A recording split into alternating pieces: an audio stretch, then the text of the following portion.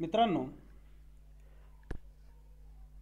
Association of apartment owners आणि cooperative housing society यामध्ये नक्की काय फरक आहे? अपार्टमेंट फॉर्म करणं आणि कोऑपरेटिव्ह हाऊसिंग सोसायटी फॉर्म करणं यामधला मूलभूत फरक काय आहे? यातील कायदेशीर जो डिफरन्स आहे किंवा कायदेशीर यामधील असणारी जी तफावत आहे ती आज आपण या व्हिडिओमध्ये पाहणार आहोत. मित्रांनो, महाराष्ट्र अपार्टमेंट ओनरशिप ॲक्ट 1970 या कायद्यान्वये जेव्हा एखादा बिल्डर त्या बिल्डिंगमधील फ्लॅट आणि त्या फ्लॅटच्या साईजच्या प्रपोर्शनमध्ये असणारा कॉमन अनडिवायडेड शेअर, म्हणजेच बिल्डिंग ज्या जमिनीवरती उभी आहे त्या जमिनीमधला undivided share with respect to the proportion of the size of that particular flat जेव्हा इंडिव्हिज्युअल फ्लॅट ओनरच्या नावे ट्रान्सफर करतो तेव्हा त्याला म्हटलं जातं अपार्टमेंट डीड.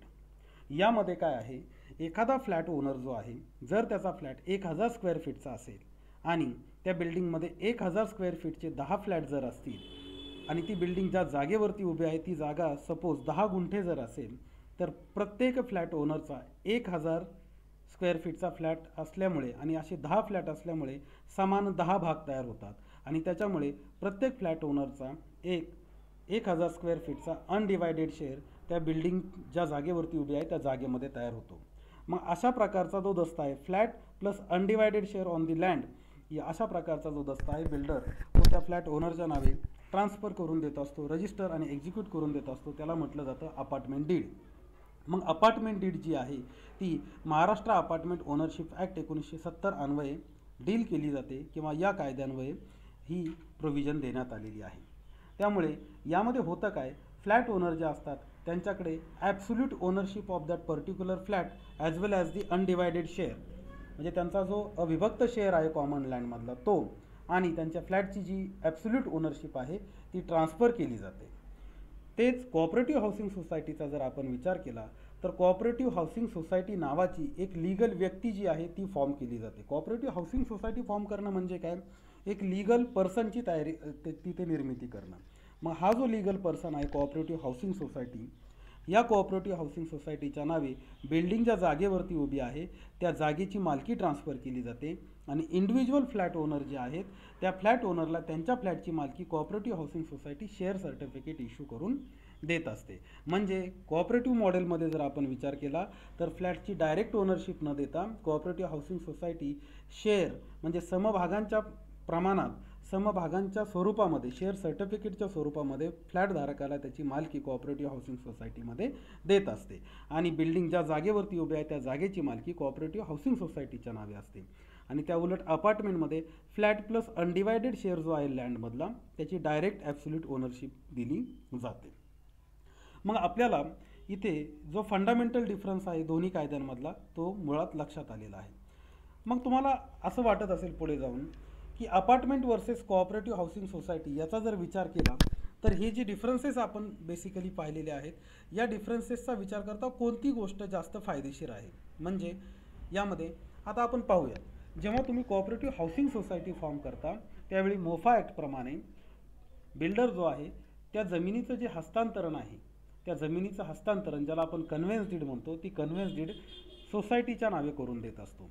आणि जर सोसायटीच्या नावे त्यानं तशी कन्व्हेन्स डीड स्टेप्युलेटेड टाईममध्ये म्हणजे साधारणतः 4 महिन्यांमध्ये प्रोजेक्ट कंप्लिशन किंवा पोझिशनच्या नंतर जर करून दिली नाही तर मग मात्र सोसायटी जी आहे ती युनिलॅटरली डीम्ड कन्व्हेन्ससाठी मोफा ॲक्टमधून कोऑपरेटिव्हचे जे सब रजिस्ट्रार आहेत त्यांच्याकडे अर्ज करू शकते. परंतु अपार्टमेंट ओनरशिपमध्ये जे आपण Maharashtra ownership of apartments act याचा विचार जर केला तर यामध्ये असं कोऑपरेटिव्ह सोसायटी नावाचं स्ट्रक्चर तिथे नसतं. तिथे बिल्डर जे आहेत डायरेक्ट फ्लॅटची ओनरशिप इंडिव्हिज्युअल मालकाच्या नावे आणि त्याचा जो अनडिवायडेड शेअर आहे त्याच्या नावे सब रजिस्टर ऑफिसला रजिस्टर करून देत असतात. त्यामुळे कन्व्हेन्स डीड आणि डीम्ड कन्व्हेन्स हा कॉन्सेप्ट जो आहे तो अपार्टमेंटमध्ये आपल्याला पाहायला मिळत नाही. मग आता पुढे जाऊन आपण हा विचार करूया की या दोघांमधलं किफायतशीर मॉडेल कोणतं आहे, कोणतं मॉडेल हे सभासदांच्या दृष्टीनं फायद्याचं आहे. मित्रांनो, जर तुम्हाला एक स्टॅट्युटरी, ज्याला म्हणूयात की स्टॅट्युटरी बॉडीचं संरक्षण, एक स्ट्रॉंग लिगल बॉडी आणि कंट्रोल जर हवं असेल तर कोऑपरेटिव्ह हाऊसिंग सोसायटीचं हे जे मॉडेल आहे हे महाराष्ट्रामध्ये जास्त प्रमाणामध्ये प्रचलित आहे. कारण यामध्ये होतं कसं, कोऑपरेटिव्ह प्रिन्सिपलनुसार महाराष्ट्र कोऑपरेटिव्ह सोसायटीज ॲक्ट 1960च्या अनुसार ही जी बॉडी आहे किंवा ही जी कोऑपरेटिव्ह हाऊसिंग सोसायटी आहे ती चालवली जाते. त्यामध्ये लोकशाही प्रधान आणि लोकांच्या सहभागातून कमिटी मेंबर्स निवडले जातात.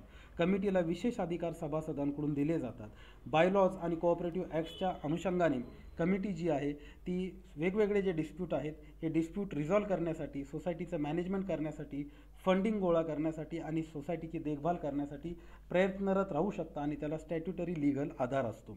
म्हणजेच काय, कोऑपरेटिव्ह हाऊसिंग सोसायटी मॉडेलमध्ये जर आपण विचार केला तर जास्त कायदेशीर संरक्षण आहे. कारण रिडेव्हलपमेंटला जेव्हा जाता तेव्हा अशा प्रकारच्या एका बॉडीची किंवा अशा प्रकारच्या एका अथॉराईज कमिटीची, सोसायटीची गरज असणं फार गरजेचं असतं.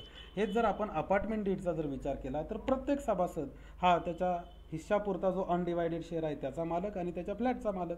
उद्या 10 फ्लॅटची जर ती सोसायटी असेल आणि त्याच्यामध्ये प्रत्येकाचा जर 1000 स्क्वेअर फीटचा फ्लॅट आणि 1000 स्क्वेअर फीटचा अनडिवायडेड शेअर त्या प्रपोर्शनमध्ये जर असेल, उद्या 2 जण म्हणतील आम्हाला रिडेव्हलपमेंट नको आहे आणि 8 जण म्हणतील आम्हाला हवं आहे, तरी त्या केसमध्ये देखील तुम्ही रिडेव्हलपमेंट किंवा मेंटेनन्स करू शकत नाही आणि एन्फोर्स देखील करू शकत नाहीत. ते जे डिस्प्यूट आहेत सिव्हिल कोर्टमध्ये जातात. परंतु कोऑपरेटिव्ह सोसायटीमध्ये जे आहेत, कोऑपरेटिव्ह लॉमध्ये मेजॉरिटी विन्स हे प्रिन्सिपल असतं. 51% लोकांनी जरी ॲग्री केलं तरी तुम्ही रिडेव्हलपमेंटला जाऊ शकता. त्याची एक प्रोसिजर आहे कोऑपरेटिव्ह लॉमध्ये, ती फॉलो केली की तुम्ही रिडेव्हलपमेंट अचीव करू शकता. तुमचे जे डिस्प्यूट्स आहेत ते डेप्युटी रजिस्ट्रार किंवा कोऑपरेटिव्ह कोर्टमध्ये फास्ट ट्रॅकवरती सॉर्ट आऊट केले जाऊ शकतात. ही गोष्ट मात्र अपार्टमेंटच्या केसमध्ये होणं शक्य नसतं. आणखीन एक महत्त्वाची गोष्ट, एन्क्रोचमेंटचा जेव्हा मुद्दा असतो तेव्हा एन्क्रोचमेंटचे जे इश्यूज असतात ते महानगरपालिका असेल किंवा PMRD असेल हे डायरेक्टली कोऑपरेटिव्ह हाऊसिंग सोसायटीमध्ये इंटरफेअर करत नाहीत unless there is some written complaint from the member of the cooperative housing society. Cooperative housing सोसायटीच्या सभासदानं लेखी तक्रार दिल्याखेरीज आणि तेही सोसायटीला प्रायर अप्रुव्हल घेतल्याशिवाय मनपा असेल किंवा इतर कोणत्या ज्या डेव्हलपमेंट अथॉरिटी असतात त्या सोसायटीच्या एन्क्रोचमेंटमध्ये डायरेक्टली हात घालत नाहीत. हाच जर विचार आपण अपार्टमेंटच्या केसमध्ये केला तर अपार्टमेंटमध्ये every apartment owner is individual owner, त्याची स्वतःची मालकी आहे आणि तिथे कोणतंही असं कोऑपरेटिव्ह हाऊसिंग सोसायटीसारखं लीगल प्रोटेक्शन तिथे नसतं. त्यामुळे महानगरपालिका डायरेक्टली अशा प्रोजेक्टवरती टार्गेट करू शकतात. मित्रांनो, कोऑपरेटिव्ह हाऊसिंग सोसायटी म्हणजे नक्की काय आणि association of owners under Maharashtra apartment ownership act 1970 यामध्ये असणारा मूलभूत फरक काय आहे हे मी तुम्हाला सांगण्याचा प्रयत्न इथे करून दिलेला आहे. यामध्ये आपण कन्व्हेन्स डीड, डीम्ड कन्व्हेन्स आणि अशा प्रकारची रचना म्हणजे apartment deed, Maharashtra ownership of apartments owners 1970चा जो ॲक्ट आहे त्यामध्ये आहे का, ह्या ज्या गोष्टी आहेत त्या आपण इथे थोडक्यात पाहण्याचा प्रयत्न केलेला आहे.